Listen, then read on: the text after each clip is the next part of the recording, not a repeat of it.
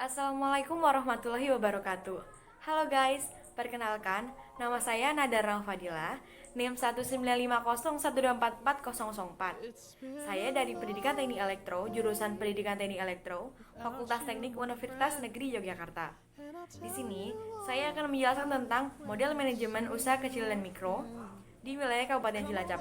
Nah, bagi kalian yang penasaran apa sih model manajemen usaha kecil dan mikro di wilayah Cilacap, silakan tonton video selanjutnya.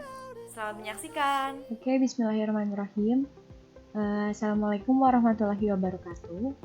Di sini saya akan menjelaskan tentang model manajemen industri kecil dan mikro guna meningkatkan efisiensi usaha kecil menengah di Cilacap yang disusun oleh saya sendiri, yaitu Nadara Fadila, NIM 19501244004. Di sini langsung saja, untuk UMKM di Cilacap sendiri itu banyak dan beragam. Nah, kenapa sih kita harus tahu model manajemen industri kecil dan mikro yang ada di UMKM di Cilacap? Gunanya yaitu agar kita dapat menentukan model yang akan digunakan pada UMKM tersebut dan tidak bingung. Nah, selanjutnya teman-teman udah tahu belum sih apa tuh UMKM itu? Nah, di sini dijelaskan menurut Undang-Undang Republik Indonesia Nomor 20 Tahun 2008 Pasal 1, usaha mikro adalah usaha produktif yang milik perorangan dan atau badan usaha perorangan yang memiliki kriteria usaha mikro sebagaimana diatur dalam undang-undang tersebut. PPRI nomor usaha kecil adalah usaha ekonomi produktif yang berdiri sendiri yang dilakukan oleh orang perorangan atau badan usaha yang bukan merupakan anak perusahaan atau bukan anak cabang yang dimiliki atau dikuasai atau menjadi bagian baik langsung maupun tidak langsung dari usaha menengah atau usaha besar yang memenuhi kriteria usaha kecil sebagaimana dimaksud dalam undang-undang tersebut. Jadi ini pengertian UMKM menurut Undang-Undang Republik Indonesia Nomor 20 Tahun 2008 dalam Pasal 1. Nah, selanjutnya di sini saya akan menjelaskan sedikit apa sih fungsi utama dari manajemen keuangan UMKM. Untuk fungsi yang pertama yaitu kegiatan mencari dana atau obtain of fund guna menghasilkan laba. Jadi di sini tuh fungsi dari manajemen keuangan UMKM sendiri itu bisa untuk mencari dana guna menghasilkan laba. Jadi seperti usaha-usaha yang lain juga, UMKM juga menghasilkan keuntungan ya. Selanjutnya, untuk fungsi manajemen keuangan yang kedua yaitu kegiatan menggunakan dana atau allocation of fund. Jadi UMKM sendiri tuh kegiatannya itu membutuhkan dana ya. Selanjutnya, untuk fungsi yang ketiga itu kegiatan mendistribusikan laba. Jadi laba pun bisa didistribusikan. Nah, ini fungsi dari manajemen keuangan UMKM. Selanjutnya, next, kita ke aspek-aspek manajemen. Untuk yang pertama itu ada keuangan, yang kedua untuk produksi atau operasional, yang ketiga pemasaran, dan yang keempat itu sumber daya manusia. Di sini kita akan bahas satu persatu. Untuk keuangan sendiri, pada keuangan itu aspek-aspek manajemen di UMKM di Cilacap itu keuangannya itu masih sangat sederhana ya. Pada UMKM di Cilacap itu kebanyakan itu pada keuangan itu pengelolaannya masih sederhana. Jadi antara keuangan pribadi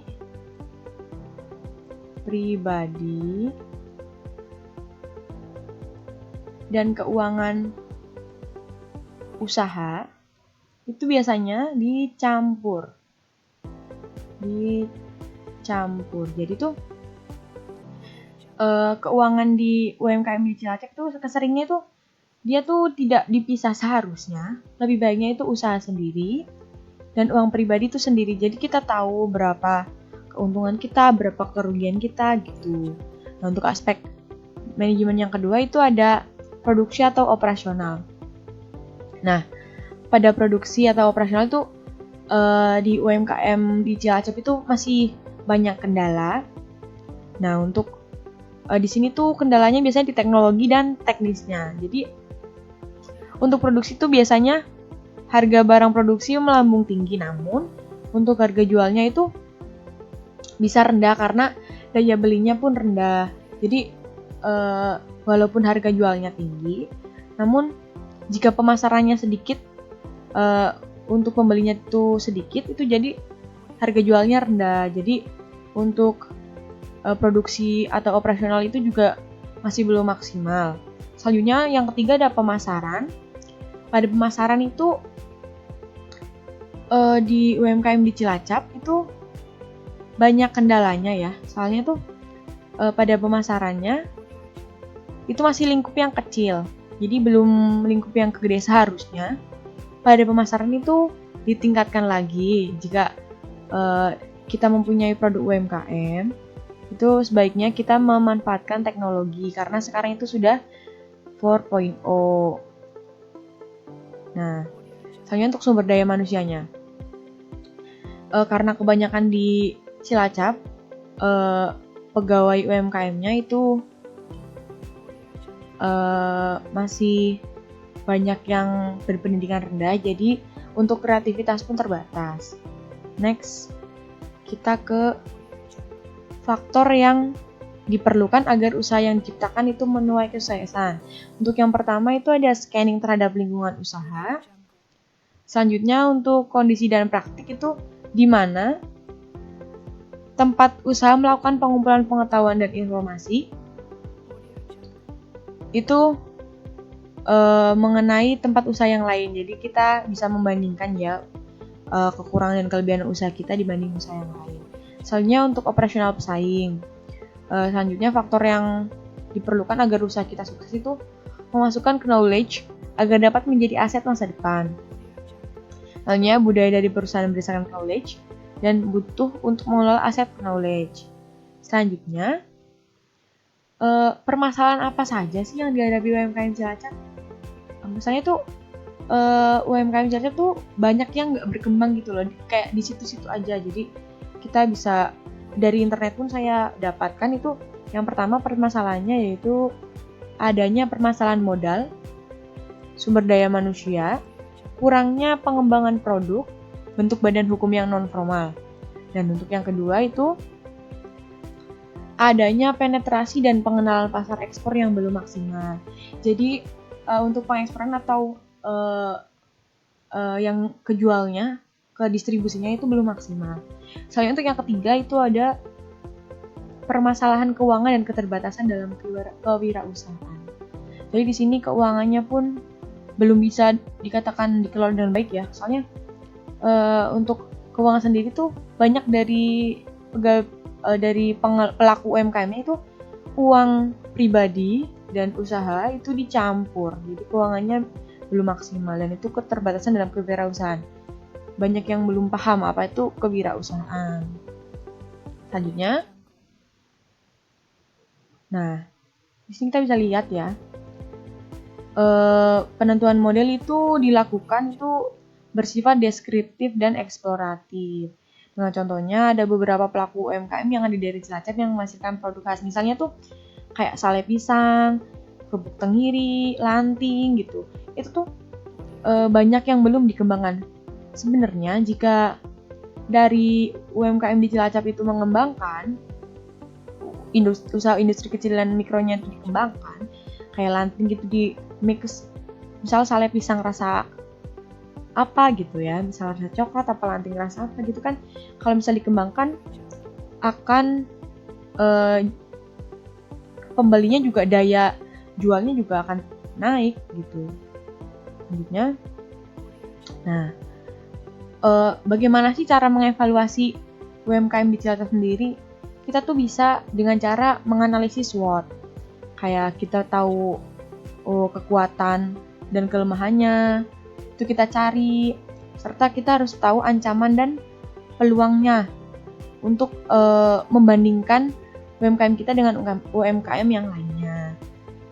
Selanjutnya, nah di sini untuk model manajemen UMKM-nya. Di sini kita harus tahu ya, ada manajemen sumber daya manusia, manajemen produksi, manajemen pemasaran, dan manajemen keuangan. Di manajemen sumber daya manusia sendiri ada perencanaan SDM, analisis pekerjaan, ada orientasi, ada pelatihan dan pengembangan, dan kompensasi. Jadi sumber daya manusia dari para pelaku UMKM itu harus menerapkan ini. Misalnya untuk manajemen produksi, kita tahu harus desain produk dan kualitasnya itu yang bagus gitu ya, bagus. Terus selanjutnya untuk kapasitas produksi, untuk proses produksi dan tata letak. Selanjutnya persediaan dan manusia dan sistem kerja. Selanjutnya untuk manajemen pemasaran nih. Manajemen pemasaran juga sangat penting ya, karena untuk daya jual gitu, untuk outputnya. Di sini ada segmentasi pasar dan sasaran pasar, bauran pemasaran, perilaku konsumen. Nah, kita harus tahu perilaku konsumen. Konsumen tuh butuhnya apa sih? Merek dan kualitas, dan survei pasar. Soalnya untuk manajemen keuangan sendiri ada neraca rugi laba, harga pokok produksi, modal kerja, manajemen kas, dan manajemen persediaan. Nah, di sini jika pada pelaku UMKM itu keuangannya dipisahkan antara usaha saja, itu bisa paham lah ini isinya ini ya. Terus selanjutnya, jika sudah paham, kita harus menganalisis faktor internalnya. Apa sih? Ini di sini kita menganalisis SWOT. Apa sih kekuatan dan kelemahannya? Dan untuk analisis faktor eksternalnya, peluang dan tantangannya itu apa saja. Soalnya kita harus mengembangkan pengukuran kinerja UMKM.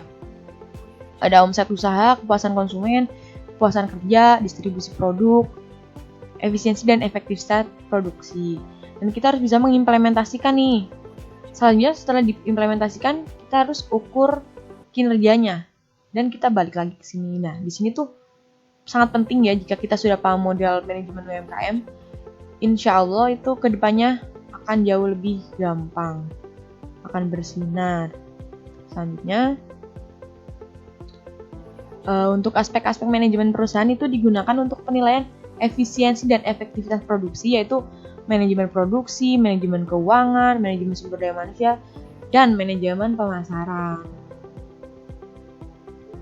Nah, mungkin itu untuk model manajemen yang diterapkan pada industri kecil dan mikro guna meningkatkan efisiensi. Dan dapat disimpulkan itu ya, UMKM kan bentuk perekonomian rakyat yang penting ya.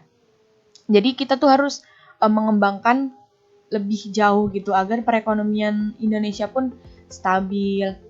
Nah, kita harus paham juga model apa yang akan dipakai. Mungkin segitu saja. Kurang lebihnya saya mohon maaf. Wassalamualaikum warahmatullahi wabarakatuh.